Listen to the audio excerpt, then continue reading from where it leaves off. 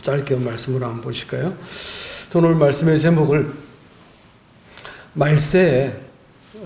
말세가 되어서 나타날 거짓 복음과 또 말세를 이길 수 있는 그 참 복음에 대해서 잠깐 교제를 할까 합니다.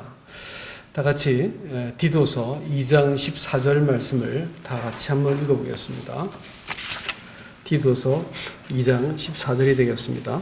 그가 우리를 대신하여 자신을 주심은 모든 불법에서 우리를 속량하시고 우리를 깨끗하게 하사 선한 일을 열심히 하는 자기 백성이 되게 하려 하심이라. 구원이라고 구속이라고 말하는 그것은 하나님이 예수님이 자신을 우리에게 주신 것입니다. 왜 구원이 그냥 용서하시고 죄사함 이렇게 확신시켜주면 되지 왜 자신을 주셔야 되는가라는 것입니다. 그것은 죄라고 말하는 것은 구원이라고 말하는 것은 먼저 그 법적인 이 관계가 정리가 되어야 됩니다.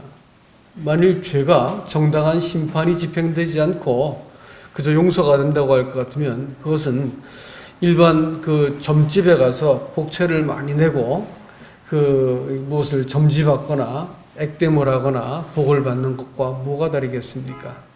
그러니까 이제 여러분 이 정당하게 심판이 집행되고 나서 사람이 법적인 책임을 이렇게 해결해야만 사법적인 문제가 해결돼야만 관계가 시작되는 것이기 때문에 하나님의 아들이 자기 몸을 그 희생제물로 드리셨습니다. 그래서 사람의 구원은 최소한 하나님 편에서 정당한 대가, 죄의 값을 지불하시고 나서 사람을 구원했다고 하는 것입니다.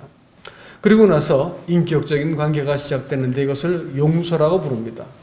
용서의 기쁨, 사유의 그 기쁨을 사람들이 발견하고 나면 하나님에 대해서 이 중심으로 사랑하게 됩니다. 이 말을 같은 성경 2장 11절 말씀은 이렇게 말합니다. 모든 사람에게 구원을 주시는 하나님의 은혜가 나타나 우리를 양육하시되 경건치 않은 것과 이 세상 정욕을 다 버리겠다 이렇게 말하고 있죠.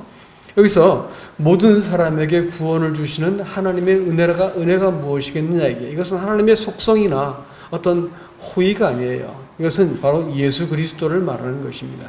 우리를 위해서 자신을 내어주신 바로 그분이요. 모든 사람에게 구원을 주시는 하나님의 은혜는 바로 예수 그리스도를 말합니다. 그분께서 자신을 내어주시는 방법으로 대신 심판을 받으셔가지고 우리를 정당하게 죄의 값을 지불하고 우리를 사오시고 건졌기 때문에 우리는 어떤 상황에서도 하나님 앞에서 정당한 자리에 설 수 있게 해주신 이 구원 말이에요. 그러기 위해서 그분께서 자신의 몸을 이렇게 생명값으로 내어주셨다라는 것입니다. 그렇기 때문에 그리스도인은 시시하게 어떤 그 내가 뭐 좀 넘어지고 뭐 좀 이렇게 이러면 안 되냐는 죄를 짓고 나서 이렇게 물론 양심의 가책이 찾아오고 사단의 정죄가 있지만 계속해 속이 머물러 있는 그것은 구원의 교리가 허약해서 그렇습니다. 주님은 정당하게 이 쓸모없는 그 불순종하고 그야말로 못 쓰게 된 인간을 주님께서 값을 주고 사셔가지고 덮고 자녀 삼아가지고 나를 정당하게 구원해 놨기 때문에 그 어떤 것으로도 나를 다시 정죄할 수 없는 자리에 딱 올려놓으신 것이 구속이라는 것입니다. 그 구속은 하나님께서 우리를 대신해서 자신을 주신 것이요 나타난 하나님의 은혜 예수 그리스도께서 우리를 담보하여 사셨다. 그래서 우리 구원은 그렇게 만만하게 흔들리거나 좀 이렇게 넘어졌다 해서 이렇게 취소가 된다거나 그런 것이 아니라는 것을 아셔야 됩니다. 동시에 이 14절 말씀은 그가 우리를 대신하여 자신을 주심은 모든 불법에서 우리를 속량하시기 위함이다 이렇게 했습니다. 이 구원의 목적이 명확히 드러납니다. 뭘까요? 모든 불법에서 우리를 속량하시기 위함이다 이렇게 했습니다. 이 불법이란 말은 여러분이 짐작하시는 대로 무슨 법을 어긴 것이라든지 죄를 지은 것 이런 문제가 아니고요. 이것은 무법입니다. 아노미아라는 말이 그 노모스라는 것이 법이라는 말이고 아라는 것은 부정적도니까 아노미아라는 말은 뭐냐면 법을 없는 것처럼 여기는 것입니다. 무법이죠. 성경에서 말하는 그 무법이라고 하는 것은 구원받지 않는 그리스도인에게 나타나는 보편적인 증상입니다. 불순종하는 자식들이다 이렇게 표현하고 있는데 하나님의 권위와 질서를 거절하는 것이에요. 이게 그 성경에서는 불법이라고 우리나라 말은 번역이 잘못되어 있는데 원래 말은 아노미아는 무법으로 번역해야지 정상적인 말입니다. 무법한 거예요. 그래서 제가 전번에도 얼핏 이렇게 말씀을 한번 드린 적이 있었었는데 구원이라고 말하는 것은 이 무법함, 다시 말하면 내가 그 옳고 내 욕망을 내 자기 만족을 위해서 인생을 사는 것이 정당해라고 믿는 그 자리에서 하나님께서 사람을 건져내시기 위해서 자신을 주셨다라는 것입니다. 그러니까 구원이라고 하는 문제는 이 무법한 사람을 하나님의 바른 질서와 도리 안으로 회복시킨 것이다라고 우리가 성경은 지금 말하는 것을 아셔야 되는 것입니다. 여러분 마지막 때가 되면 마태복음 24장 10절에서는 불법이 성하고 사람들의 사랑이 식어질 것이다 이렇게 말을 하셨습니다. 24장에서 마지막 때를 예고하시면서 불법, 두말할 것 없이 그것은 무법입니다. 아노미아죠. 무법이 성한다. 마지막 때가 가면 갈수록 죄를 죄로 여기는 그 기준을 없애버립니다. 그래서 동성간에 했던 그 형편없는 짓을 해도 그게 왜 죄냐 이게요. 멀쩡히 자기 부인과 아내를 두고 나서 둘이 좋아서 내가 진정한 사랑을 발견했다 그래가지고 이 형편없는 짓을 해도 그것이 왜 죄냐? 간통죄가 성립되지 않는 우리가 세상을 살고 있고요. 동성애가 법적으로 인정되는 세상을 살고 있습니다. 어떤 하나님의 기준, 질서 이런 것들이 싸그리 무시되고 있고 언어가 교란되고 있고 진정한 가치가 이렇게 상대적 가치가 절대적 가치를 비웃어버리는 이상한 세상을 살고 있습니다. 성경은 지금 말세가 될 것 같으면 이와 같은 일이 명백하고 아주 현저하게 드러날 것이라고 성할 것이라고 말하고 있습니다. 자기를 사랑하기 또 돈을 사랑하고 또 이 자기가 분노한 것을 풀지 않고 이런 것은 뭐냐면 자기가 주인이고 자기가 왕이고 자기가 만족해야 되는 악한 세대이기 때문에 다른 사람에 대해서 사랑하지 않습니다. 결혼 생활을 해도 사랑하지 않고요. 부모가 자식을 사랑하지 않습니다. 귀찮으면 자식을 버리고 이렇게 해버립니다. 자식을 부모 버리는 것은 더 쉽고요. 그래가지고 세상이 가면 갈수록 불법이 성해지고 사랑이 식어질 것이다 라고 얘기합니다. 바리새인들을 가리켜서 이 마태복음 23장 28절 말씀 읽어가면서 얘기할까요? 우리? 마태복음 23장 28절입니다. 화 있을진저 외식하는 서기관들과 바리새인들이여 회칠한 무덤 같으니 겉으로는 아름답게 보이나 그 안에는 죽은 사람의 뼈와 모든 더러운 것이 가득하도다. 이와 같이 너희도 겉으로는 사람에게 옳게 보이되 안으로는 외식과 불법이 가득하도다. 여기서도 불법은 뭐라고요? 역시 아노미아입니다. 그러면 이 사람들의 죄가 이중적이에요. 하나는 뭐냐면 외식입니다. 다른 사람에게는 옳게 보이는데 자기 자신한테는 옳지 않은 거예요. 그리고 마음속에 하나님의 법이 있지 않고 마음에는 무법한 겁니다. 하나님을 사실 돈보다도 세상적인 가치보다도 풍조보다도 이 계산보다도 훨씬 자기 꾀와 계산보다도 못하게 취급하는 거예요. 무법하게 취급하는 거예요. 그러니까 이 사람들이 하나님을 믿고 뭐 이렇게 다 해도 사실 마음 깊은 곳에서는 하나님의 법이 없다는 거예요. 그러니까 마태복음 7장에서 이 불법을 행하는 자들아 내게서 떠나가라 이렇게 말씀할 때 이게 불법일까요? 그것도 무법이에요. 그러니까 사실은 마음속에 법이 없는 것이 문제인 것입니다. 그리스도인들이 오늘날 전해지는 그 마지막 시대의 이 복음의 현상이 이렇습니다. 첫 번째는 이 무법한 복음이에요. 그러니까 율법주의에서 벗어났기 때문에 나는 어떤 것으로도 나를 이렇게 얽어맬 수 있는 법이 없다 이래가지고 그때부터는 죄를 지어도 아무 문제가 없고 율법도 또 하나님의 은혜도 이 사람을 붙들 만한 것이 아무것도 없어지게 되어진 상태가 된 겁니다.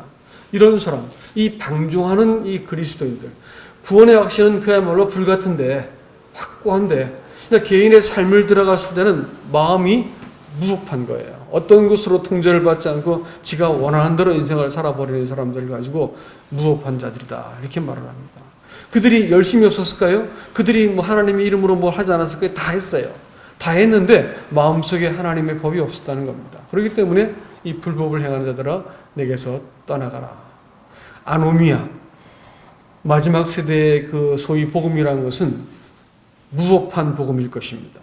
그리고 오늘 이 본문의 말씀은 저희들에게 그가 우리를 대신하여 자신을 주시면 모든 불법에서 우리를 속량하시고 우리를 깨끗하게 하사 이렇게 했습니다. 그러면 사람이 여기서 무엇인가 한 것이 있을까요? 없어요.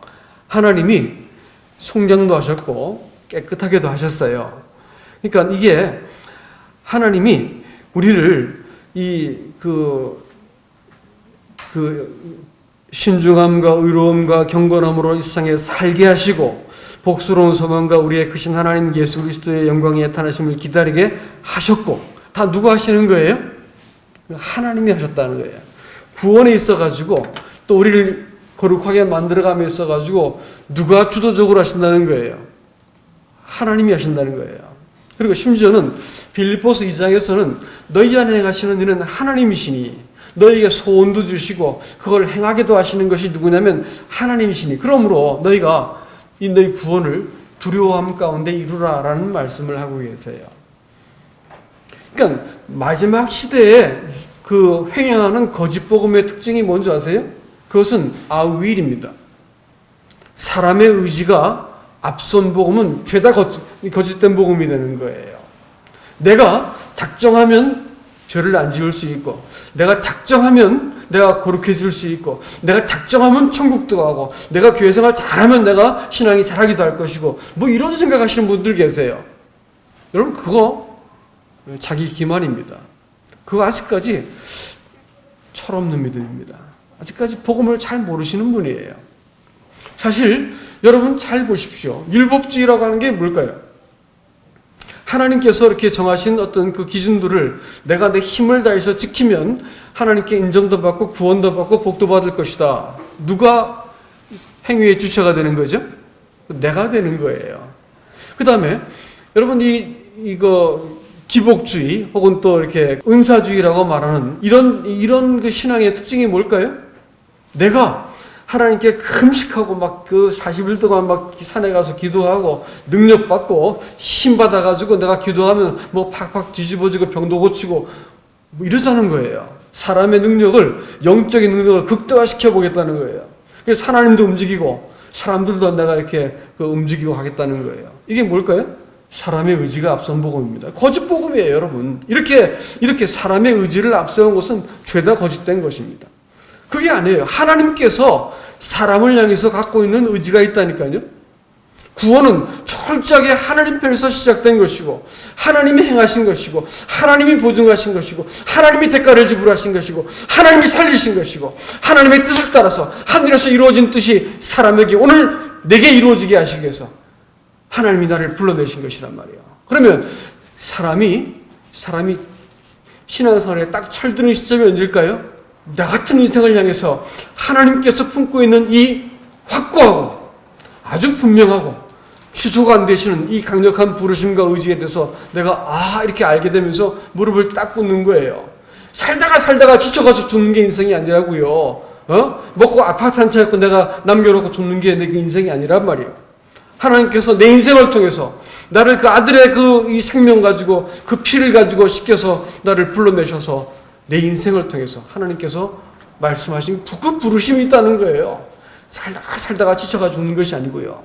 하나님의 뜻을 알고 나면 그때 비로소 사람의 마음속에 의지가 사용되는 거예요. 하나님의 의지를, 이 절대적인 의지를 사람이 알고 하나님이 다 하셨구나. 이것을 알고 나면 사람의 의지가 그렇습니다. 주님 하면서 내가 손을 딱 들고 하나님의 의지에 내가 긍정적인 반응을 보이기 시작 순종하는 겁니다. 이 의지가 사용되는 걸 가지고 뭐라 부르냐면 성화라고 부르는 거예요.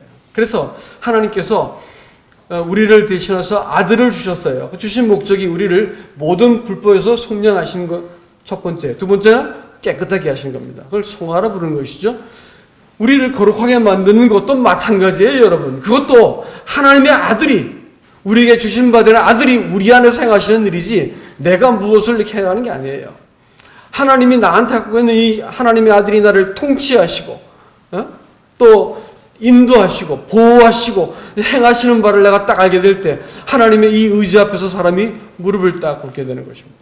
아, 하나님 이렇게 알게 되면서 내가 내 자신을 막 세우려고 하고 내가 거룩해지려고 애를 쓰고 하는 것들을 내가 멈추고 당신이 나를 거룩하다 하셨기 때문에 제가 거룩합니다.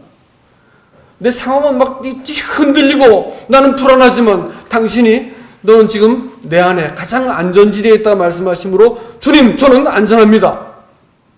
사단이 나를 송사하고 사람들이 비웃고 해도 주님 나는 주님 안에 있기 때문에 누가 뭐라고 해도 나는 의롭습니다 라고 말할 수 있는 그것이 우리를 하나님 앞에 세우는 것이요. 시편 16편을 보다 보니까 이 마음속에 커다란 감동이 옵니다. 시편 16편 한번 보시겠어요?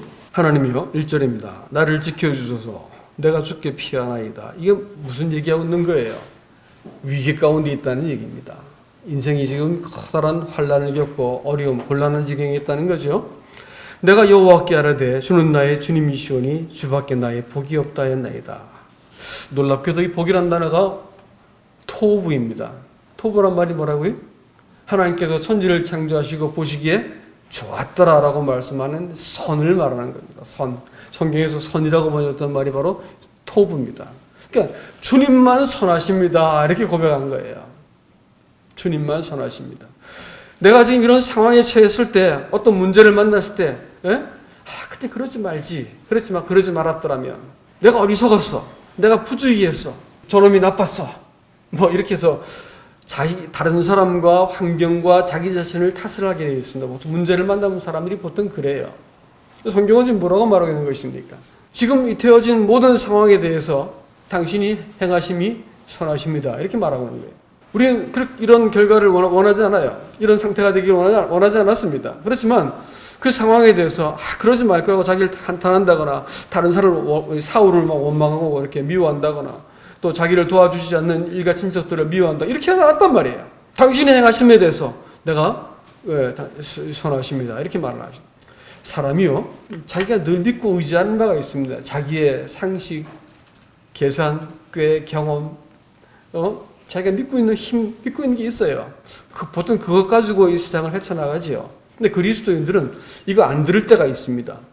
평소에 이렇게 칼 흔들고 돌아다니다가 어떤 순간이 되면 하나님밖에는 도움을 받을 데가 없는 상황에 딱 직면한다고요. 예? 그럴 때는 아무것도 나한테 도움이 안 되는 거예요. 하나님밖에는 도움이 안 되는 상황이 딱 온단 말입니다. 이럴 때 그리스도인이 자기가 지금까지 옳다고 믿었던 것을 그 앞에 내려놓는 겁니다. 이게 아니었군요, 주님. 당신만 선하십니다. 이렇게 고백한다는 거예요. 그랬더니 그 신앙이라고 하는 그것이 바로 이 하나님이 그 아들을 우리에게 주신 것은 나를 깨끗하기 위해서 아들을 주신 것은 사람이 부정하다는 것은 죄를 이것저것 이런 나쁜 짓을 많이 했다는 말이 아니에요. 사실은요. 성경이 말하는 죄라고 말하는 것은 그것보다 좀 더 본질적인 문제입니다. 그것은 하나님을 없는 것처럼 여기는 거예요. 자기 인생에, 자기 사업에, 자기 직장 생활에, 자기 경제 생활에, 자기 노후에 하나님이 없는 것처럼 여기는 것이 그걸 죄라고 말하는 거예요. 없다고 여기니까 내가 내 인생을 하나님 안 보신다 그러니까 엉뚱한 짓 하는 거고 하나님이 안 계신 것 같으니까 이거 내 불안해지면 어떻게 하지 가지고 내가 이렇게 막 고집스럽게 욕심 탐욕 부려가지고 끌어모아야 되고 다른 사람하고 싸워야 되고 뭐 이렇게 해야 되는 거예요. 문제는 하나님이 없다고 생각하는 없다고 여기는 이것이 아주 익숙하게 그리스도인들도 있다는 거예요. 이런 점에 있어가지고 사람이 내가 이렇게 해야지 될 거야 라고 생각하는 토부, 자기 눈에 보기 좋은 것 그 토부를 말이죠. 하나님이 보기 좋은 그 토부로 바꾸는 과정 속에서는 뭐가 필요하냐면 나라고 이 도덕적인 인간, 상식적이고 머리 잘 굴리는 합리적인 인간이 거기 죽어야 됩니다. 이거 아니었습니다, 주님. 이렇게 살아온 거 잘못되었습니다라고 딱 내가 무릎을 꿇는 순간 영적인 사람이 태어나는 거예요. 여기서 일어나는 거라고요. 그래서 나를 현재형으로 그 자리에서 이렇게 세워가지고 내가 하나님을 대면할 수, 복종된 사람이 되게 만드는 거예요. 이러는 과정에 하나님의 손길은 절대적입니다. 이러는 과정에 성도들이 돕더라고요. 오늘 형제의 이 간증 속에서도 우리가 들었지만 그렇더라고요. 아주 약할 때 세상은 아무 도움이 안 돼. 부모 형제도 도움이 안 돼. 성도들이 위로해 주시더라고요. 그래서 그 자리에서 일어날 수 있었습니다. 땅에 있는 성도는 존귀한 자니 나의 모든 즐거움이 거기 있다. 즐거움이라 존귀하다고 말하는 것은 가치로움이라고 하는 것입니다. 시간이 지나면 지날수록 같은 믿음 안에서 순례길을 하고 정직하게 서로를 고백할 수 있는 사랑하는 성도가 옆에 있다는 것이 얼마나 좋은 일인지 모릅니다, 여러분.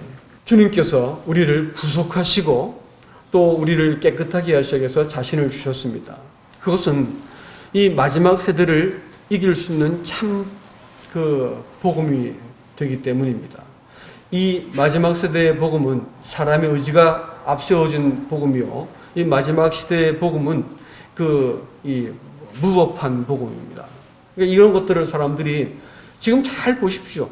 지금 잘 보면 기독교인이라고 말하는 분들이 대체로 여기 함정에 빠져 있는 것을 보게 될 것입니다. 오늘 이 본문은 우리에게 한 가지를 더 말하고 있습니다. 우리를 구속하실 뿐 아니라 깨끗하게 하신 분께서 이제 우리를 불러가지고 선한 일을 열심히 하는 친백성이 되게 하셨다. 이렇게 말을 합니다. 친백성이라고 하는 것은 가치롭고 보배롭다라는 뜻입니다. 우리를 가치롭고 보배롭고 영광이 있는 그 구원을 하게 하고 이 땅에서 하나님의 뜻을 내가 너를 통해서 실행할 하나님의 뜻, 내 뜻을 내가 너를 통해서 실행하겠다라는 것을 순종하고 반응한 사람들에게 하나님께서 그 자기 일을 시작하시는 겁니다. 우리는 인생을 무엇을 위해서 살고 있나요? 우리는 무엇을 위해서 이렇게 열심히 다름질을 하고 조심하고 이렇게 살고 있습니까? 내가 하나님의 이 부르심에 응하고 그 선한 일을 하나님의 선한 일을 내 가슴에 품고 나도 그 일을 할 수 있는 그 사람 되게 하기 위해서 하나님께서 나를 이렇게 부르시고 구속하시고 씻겨가지고 여기까지 세웠었단 말이야. 성도가 하나님의 뜻에 마음을 딱 붙잡는 게 이렇게 연합되는 게 뭔지 아세요? 기도라 부르는 것이죠. 그러니까 성도들을 기도하지 못하게 하려고 사단이 분유하게 만들고 마음을 나누게 만들고 세상 일에 내가 이렇게 그 마음을 빼앗기게 만듭니다. 또 교회가 한 마음으로 기도하고 아무리 가족에 큰 문제가 있어도 부부가 함께 기도를 딱 시작할 수 있으면 절대 하나님 여러분 나 확신하는데 가정에서 부부가 함께 기도를 할 수 있으면 어떤 문제도 다 극복할 수 있습니다. 제가 40여 년 동안 주님 믿어오는 간증할 수 있어요. 절대로 하나님께서 부부가 함께 기도만 할 수 있으면 아무 문제가 없습니다. 교회도 한 마음으로 기도할 수 있잖아요. 어떤 문제도 문제가 없습니다. 어떤 일도 가능해요. 사단은 그걸 못하게 하려고 부부간의 간격을 이렇게 내고 교회에서 함께 한 기도 제목을 갖지 못하도록 방해를 하죠. 주님이 나타나심을 사모하고 또 복된 보상 그 소망이 우리에게 나타나기를 주님께서 우리를 소망하게 만들어 주셨습니다. 참 삶은 살아가는 것이 점점 힘들고 자식들, 손자들 태어나는 거 바라볼 때 아이고 저 녀석들이 살아갈 세상은 얼마나 참 힘들까 생각하니까 마음이 답답해지고 근심스럽습니다. 우리가 살아온 인생도 녹록하진 않았지만 앞으로 되어지는 세상을 보고 있으니까 더 근심스러워요. 주님 오시는 것 외에는 참 이 세상에 소망이 없구나라는 생각이 들어지는데 이 땅을 살면서 별반 잘한 것은 없는 것 같은데 주님 사모하고 말씀 가슴에 품고 말이죠. 그 뜻을 위해서 내가 기도를 시작하고 그 뜻을 위해서 내 삶을 위해 기울일 수 있는 사람, 선한 일을 위해서 나 자신을 이렇게 드릴 수 있는 그 사람을 얻어내시기 위해서 주님께서 자기 자신을 우리에게 주신 이 보배로운 환난 시대에도 우리가 충분히 살아남고 이 견고할 수 있는 세상에 지지 않는 복음, 이 복음을 우리가 다 함께 누릴 수 있기를 주님의 이름으로 축복합니다. 이상입니다.